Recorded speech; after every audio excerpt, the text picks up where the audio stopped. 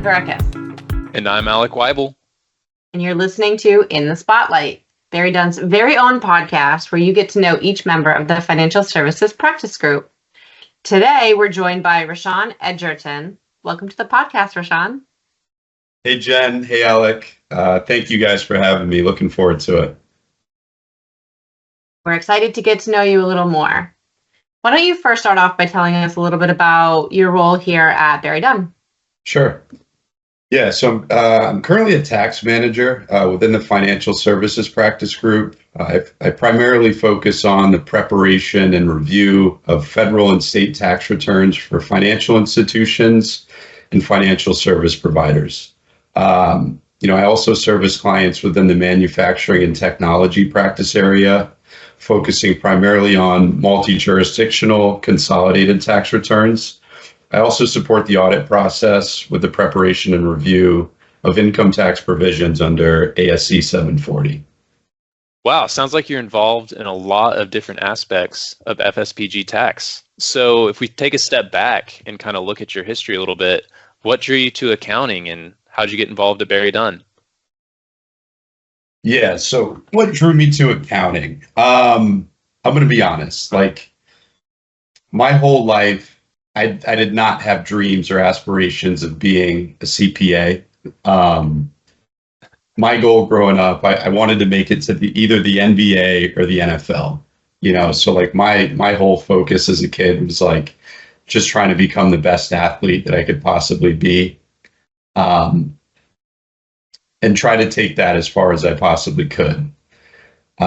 That ultimately led to me receiving a scholarship to play football at the University of Maine, where I conducted my undergraduate studies.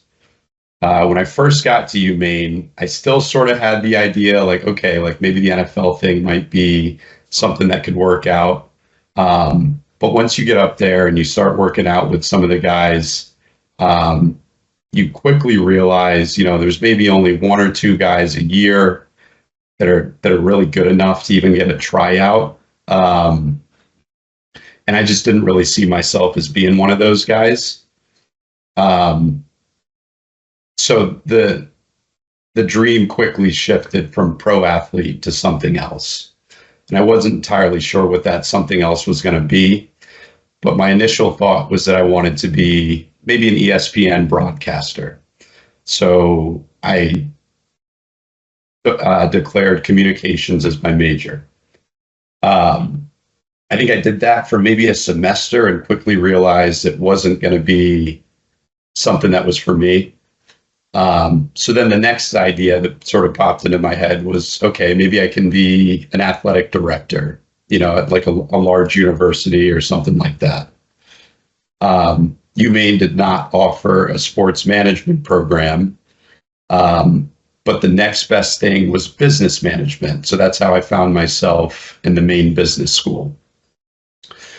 As being a part of the Maine Business School, you're required to take at least 2 accounting courses.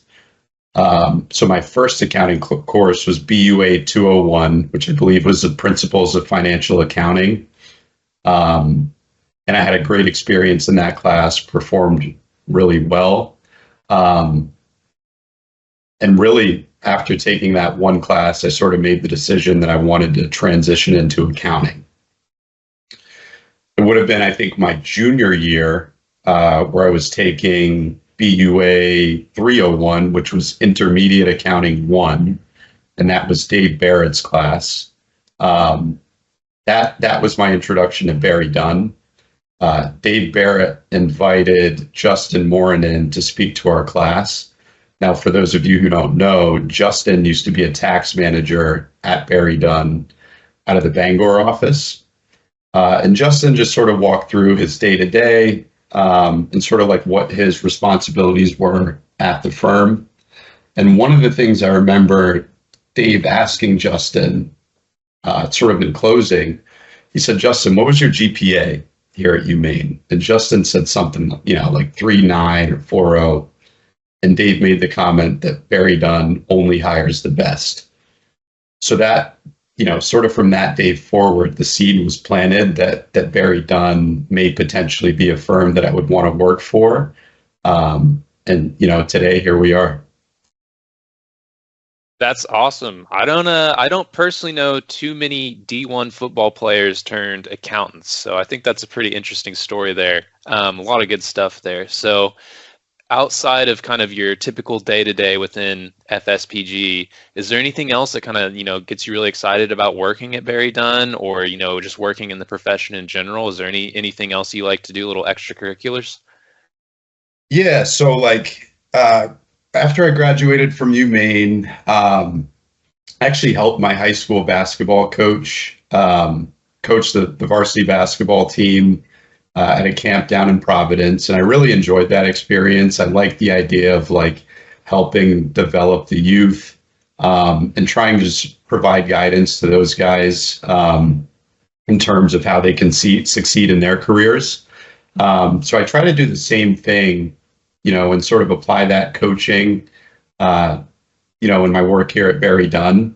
So outside of my normal compliance work, I assist with onboarding new hires. I've assisted with intern trainings in the past and various other staff development and onboarding activities. Additionally, I support the firm at, various networking events and conferences that help drive business development. And I've also participated in various community service activities and, to help support the communities in which we serve. Awesome. So clearly you grew up playing sports. You're a pretty competitive guy. Along the way playing D1 football, were there any lessons you learned that you've been able to take from sporting and applied it to kind of your professional career? Oh man, yeah. I mean, there's a lot. I would say the biggest two things would be discipline and competitiveness. So with respect to discipline, if you're playing Division I football, it's highly regimented, almost militaristic. I would suspect, having never been in the military. It's just, like I said, it's very regimented. Every day is scheduled out from the time you wake up until the time you go to bed. Your schedule's loaded. And it doesn't matter how you feel that day. It doesn't matter how motivated you are. It's just you got to get up and you got to do it. And you got to get the job done. And I think I try to apply that to my work here at BerryDunn. You're not going to wake up every day necessarily super excited to dive into things. Most days I would say I am, but it's not every day, so it's on those days where you're not really feeling it, do you still get up and give it your all? And that's something that I try to do day in and day out. And I think sports helped me a lot in that regard. And then I think from the competitive standpoint, it's just you get up there, well, you have a lot of success right at the high school level. I grew up in Maine, obviously performed at a high enough level to earn the scholarship to play at UMaine. But then you get up there and it's it's a whole different beast. You're playing against guys from across the country, and all those guys were the best on their high school team or amongst the best in the states that they're from.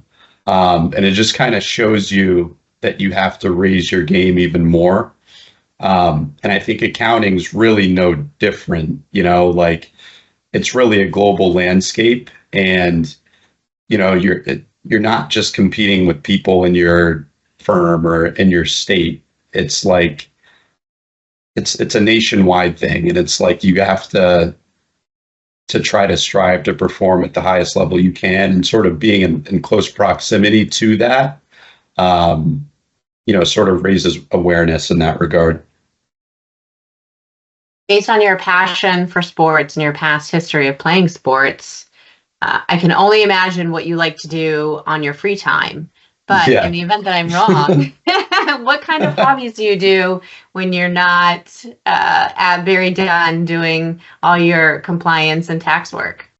Yeah, Jen. So I can definitely tell you're not wrong about that.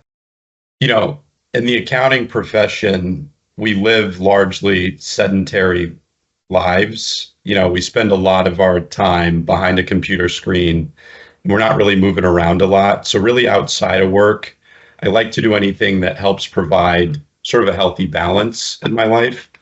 So usually that does mean physical activity. I still try to exercise routinely, 4 to 5 days a week. When the weather's nice, I like to play a lot of golf, and play like as many different courses as I can. I played a number of different courses around the state. I've been on several golf trips with my friends where we've gone to Canada and Arizona, and Florida. So I really, really enjoy doing that, when the weather permits. And then when it's cold, being up in Maine, I like to ski. So a couple times a year, I'll either go to Sunday River or Sugarloaf. And I have a lot of enjoyment doing that as well. Sounds great. Well, that's awesome, Rashon. So I think naturally with the sporting events in your life and all the different sports you played growing up, it's time to come to the game of Schmores here. So for any new listeners who might not know, the game of Schmores is basically your Mount Rushmore of blank. So that means your top 4, or it can be 3, but your top 4 items in any given category. And Rashon, I think it only makes sense today to have your top 4 all-time athletes. So who do you got there? All right, top 4 all-time athletes. So I'll try to keep some variety with this thing. So we're going to do different sports for the different athletes. We'll start with football. That's going to be Tom Brady, best quarterback in NFL history, arguably the best player at any position in NFL history. So I think that's an easy one. So Tom Brady's going to be our representative for football. Number 2, I'm going to go LeBron James. Slight edge over Michael Jordan. LeBron James has now played 22 seasons. He spent more than half of his life in the NBA. And since he joined the NBA, he's been a top 5 player. He's the most accomplished player in the history of the league.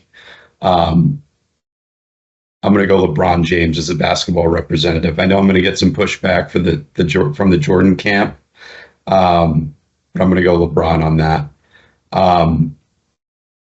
Third on the Mount Rushmore, we're going to go to hockey. We're going to go Wayne Gretzky. I think that one's not really a debate. If you ask people within the hockey world, Wayne Gretzky, I think by far considered the best player in the history of the NHL. So we're going to go Wayne Gretzky for the third member of our sports Mount Rushmore. And then number 4, we're going to round it out with Tiger Woods. Tiger Woods, slight edge over Jack Nicklaus. I know Jack has more majors than Tiger, but I think Tiger did it in a different era. And I think we saw Tiger's career get derailed a little bit by the injuries and some of the stuff that maybe took place in his personal life. I think if those things wouldn't have happened, his career would have shaped out a little bit differently towards the end. So we're going to go Tiger Woods to round out the Mount Rushmore. Well, those are some great top 4 athletes. Thank you for all of your amazing insight, Rashon. There you have it. Thank you so much for listening, and we'll catch you next time on the next episode of In the Spotlight.